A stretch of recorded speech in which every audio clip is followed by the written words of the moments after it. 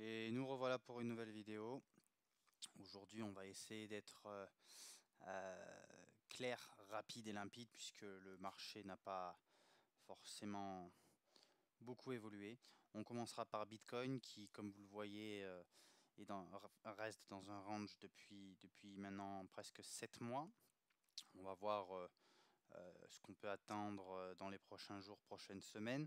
On s'intéressera à Ethereum, Solana et on s'attardera sur quelques alts, notamment RSR, FetchAI. On peut éventuellement regarder TRB, Algo, on verra en fonction de si on a, en fonction du temps. Et j'aimerais aussi vous partager en fin de vidéo un tweet qui a beaucoup de sens, qui peut avoir beaucoup de sens avant les événements à venir de septembre, notamment par rapport à la Fed, que vous ayez aussi justement cette vision-là, qui peut être euh,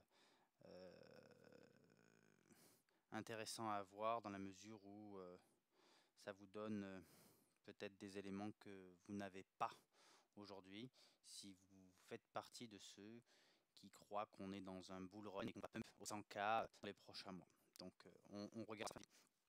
On ne pourra pas évoluer de maintenant à un moment. Je vous bien marqué. On avait cette bénéficiaire qui a été récupérée. On avait eu ces deux lots qui ont été. Vous voyez qu'on a fait une week, c'est-à-dire qu'on appelle une week, qui était assez grande. Je crois qu'en weekly d'ailleurs elle se voit un peu, elle est plus impressionnante.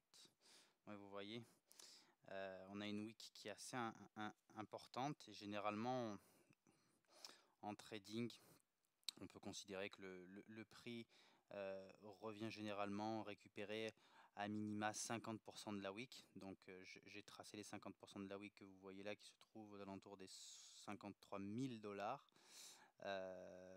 Vous voyez ici en weekly qu'on avait une inefficience qui a complètement été récupérée. Et tiers notable. Si on se remet en daily, on a notre week, les 50% de la week, et je pense que la probabilité c'est qu'on vienne les chercher dans les donc c'est pour faire un peu de place sur le graphe. Il y a également, oui, excusez-moi, j'ai l'ordinateur qui bug, qu'on a cette inefficience qu'on est actuellement en train de récupérer.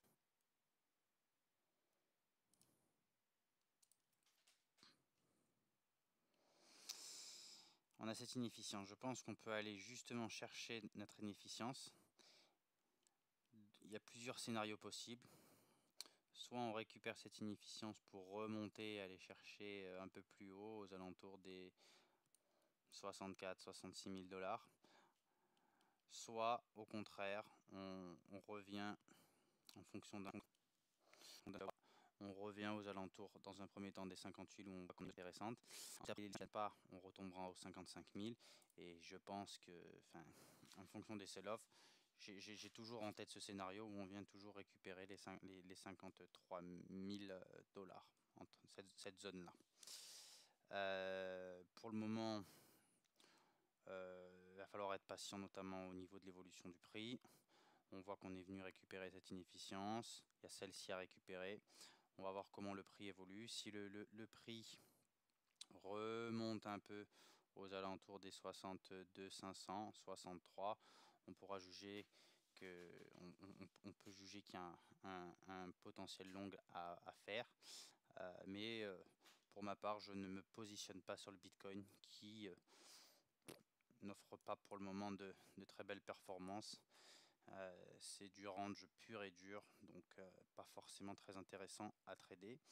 Je fais également partie de ceux, je ne veux pas être pessimiste, je fais également partie de ceux qui voient bien aussi, peut-être pas dans les prochaines semaines, mais peut-être dans les prochains mois, qu'on aille chercher notre yearly open avant de remonter soit vers le high qu'on avait fait juste auparavant, soit taper des highs un peu plus gros, alentour des peut-être 85 et de manière très très optimiste les 100K, même si j'y crois un peu moins.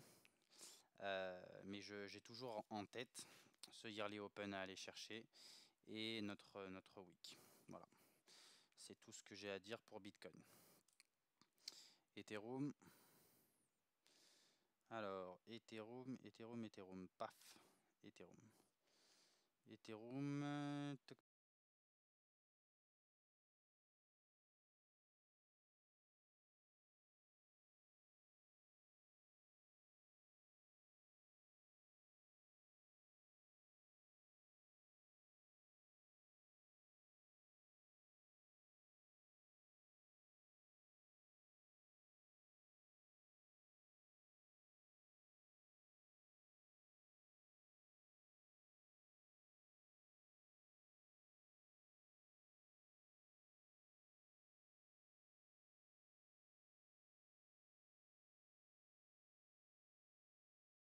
toc.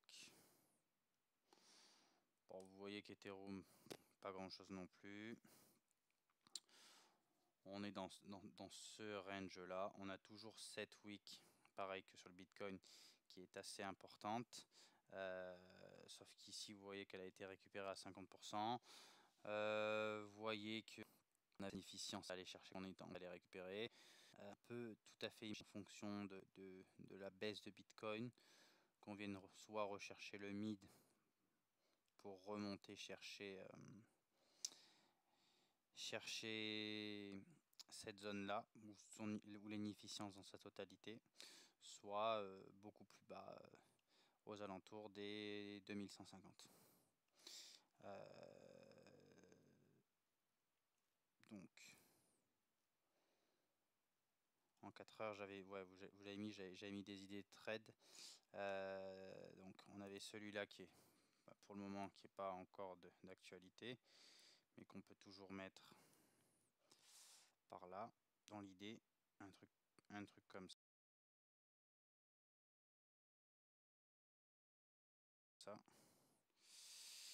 Il y a celui-là qui peut être envisageable aussi. C'est-à-dire quand on vient, vous voyez que le milieu du range qui correspond à la ligne en pointillé rouge est une zone qui agit comme support où il y a de nombreux rebonds. 1, 2, 3, 4. Et je pense que vous pouvez éventuellement prendre un long là. Ça peut être risqué en fonction de l'évolution du prix du marché. Information assez importante, je crois que c'est demain. On a les earnings de Nvidia et ça implique beaucoup de choses. C'est-à-dire que si les earnings sont pas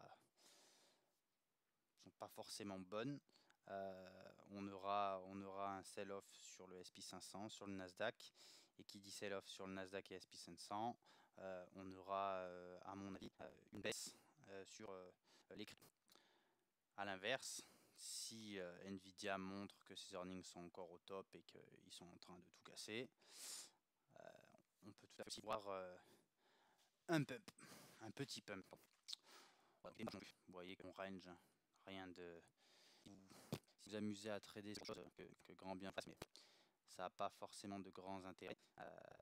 Si c'est d'avoir des sets qui n'y a pas de grande probabilité. Solana.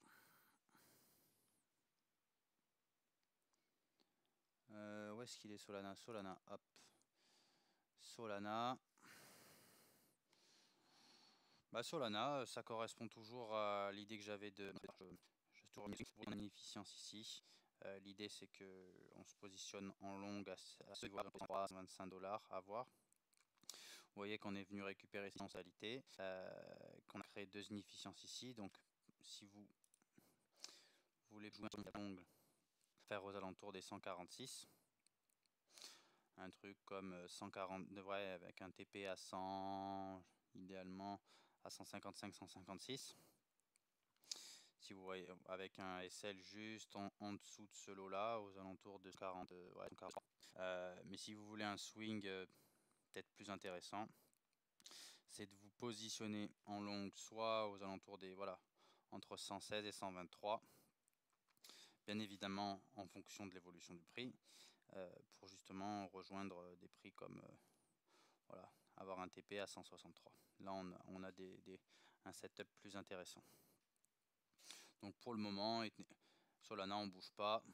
Vous avez un premier setup en court terme, en fonction de comment vont évoluer les prix prochainement à 146, avec un SL, je répète, à 142 ou 140, ouais, 142, 5, 143, et un autre setup qui prendra peut-être un peu plus de temps, mais aux alentours, voilà, des 120, 123 dollars, avec un TP à minima à 160.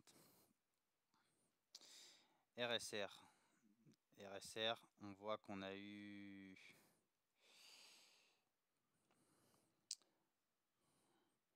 ça a été ah oui, pas mal. D'accord. Donc on a fait notre lot de réjection. Enfin, on voit que on a eu bien que notre lot était bien présent justement avec les réjections qu'on a eu là, les rejets pardon. On a eu une première inefficience, deuxième inefficience, on est venu récupérer ici. Et puis on avait toutes ces inefficiences qui étaient là, et on avait cette inefficience, vous voyez, juste là, en ligne en noir, et vous en aviez une plus haute, mais on la voit bien, je crois, en daily, qui est en rouge. Vous voyez, on est venu taper les liquidités qui sont là. On s'est stabilisé donc à cette zone qui finalement maintenant agit comme une forme de zone de support pour le moment. On est venu chercher totalement l'inefficience juste là. Vous voyez que cette wick là, rejet. Là, ce qu'on voit, c'est qu'on a un petit retracement. Si on zoome un peu, vous voyez qu'on a eu cette inefficience, donc on peut avoir un potentiel qui est assez 36. Pour ma part, en fond vous voyez qu'on a qui agit comme zone de support. Vous voyez que c'est une zone laquelle, ah non pas 4 heures, on voit que c'est une zone, il y a des mouvements assez intéressants. On a donc cet order block qui, je pense, offrira le meilleur segment. Évidemment, si vous voulez faire du order block et celui-là, vous voyez où il y a une autre inefficience ici, et si vous pouvez partager votre position 3, mettre un tiers pour des 40 ans, un tiers autour des 44 et un tiers autour des 40. Ça vous ferait un prix moyen d'achat bon, donc c'est toujours les LAP 0,070. Fetch.ai. Fetch.ai, on a eu un très beau pump, je crois de plus de 70%, donc longue maintenant, ce serait vraiment idiot, ce serait même du pur FOMO. Mais comme vous pouvez le voir juste ici, on a l'inefficience qui a été récupérée ici, on a une inefficience qui est en train de se créer là, et donc vous avez deux potentiels longues. Premier long, ce serait de longuer. Hop là, vous avez deux zones. Pardon, bah à peu près. On a les 0,94. Et sinon, vous pouvez éventuellement prendre votre Golden Pocket. Imaginons, donc on prend notre début du pump. On tire jusqu'à notre high. Si ça veut bien, merci. Tac. Voilà. Donc vous avez deux zones. La Golden Pocket, c'est entre les 0, voilà, c'est la 0,618 et 0,786. Vous avez un premier trade qu'on peut effectuer aux alentours, voilà, des 1,05. Et si vous voulez être précis, c'est pas tout à fait précis là-haut, mais bon. Vous avez les 1,058 et là vous voyez que vous avez donc ces deux zones qui offrent des longues à 500. Donc je vais les laisser en rouge. Ça c'était d'autres setups que j'ai mais plus long terme, mais là c'est un peu court terme. Je pense qu'on aura force si on a des retracements dans ces zones là dans la Golden Pocket avant soit de réaugmenter de pumper beaucoup pour comme bearish retest. On repartirait vers des zones où j'ai d'autres setups de près. RSR et peut-être TIA. TIA, ça peut être intéressant. Ouais, non, TIA.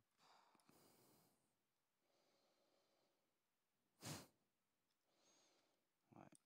TIA, les amis, c'est. On est sur un range. Tac, tac. Alors attendez, ting.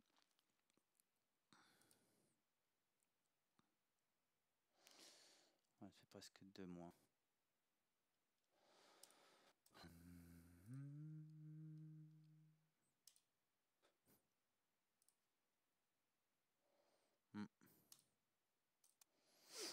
Range de presque depuis presque 2 mois. Bénéficiant ce qui est peut-être à l'érité aussi.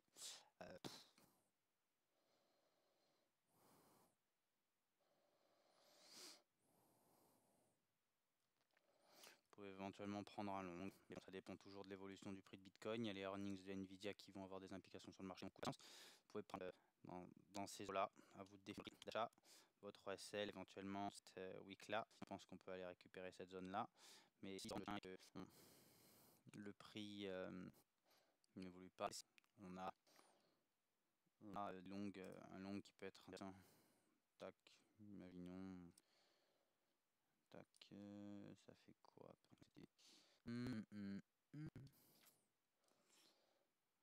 Ouais, bien évidemment, c'est du spot. Hein. N'allez... De toute façon, c'est un gros trade. Ça fait poser un gros swing. Bien évidemment, ça se traque. C'est-à-dire que faut attendre que le prix baisse, qu'il grandit un peu pour essayer de pour presque certitude que notre support et dans cette mesure, on pourrait prendre ce setup-là. Sinon, je vous dis pas. Là, oui, on a une zone qui peut être récupérée en fonction, voilà, de l'évolution du prix du Bitcoin. Donc c'est tout pour moi en tout cas. J'aimerais un peu, c'est pas compliqué, on va pas se mentir. Je vais vous montrer une vidéo vraiment partagée. Si ça veut bien marcher. Allez.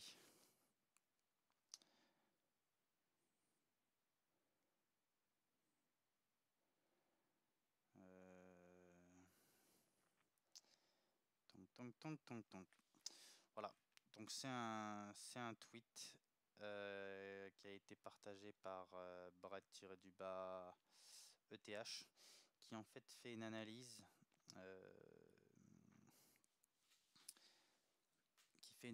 en fait de ce qui se passe après que la Fed baisse une fois que la Fed cut les taux. Et vous voyez que à chaque fois que la BCE baissé ses taux, les premiers jours, on a généralement une petite augmentation. Les premiers jours qui suivent la baisse des taux, on a une petite augmentation. Et vous voyez que juste après, on se tape des méga drops. Là, c'est quand il fait son analyse, c'est essentiellement sur le SP500. Mais si le SP500 justement chute, le Nasdaq chutera et les cryptos chuteront. Donc vous voyez quand même que les chutes en moyenne sont de presque moins 33% sur les 335 jours après la première baisse de taux et qu'on a une augmentation généralement de 5% en moyenne après la baisse des taux. Donc c'est calculé, enfin c'est fait pour le SP500. Donc c'est à mon avis des éléments à prendre en compte dans votre stratégie parce que on peut dire que les temps ont changé, que peut-être que ça ne se reproduira pas. Mais gardez à l'esprit que ça peut être une éventualité et que si on tape des baisses pareilles sur le SP500, on peut avoir de très grosses pertes de valeur sur le marché crypto.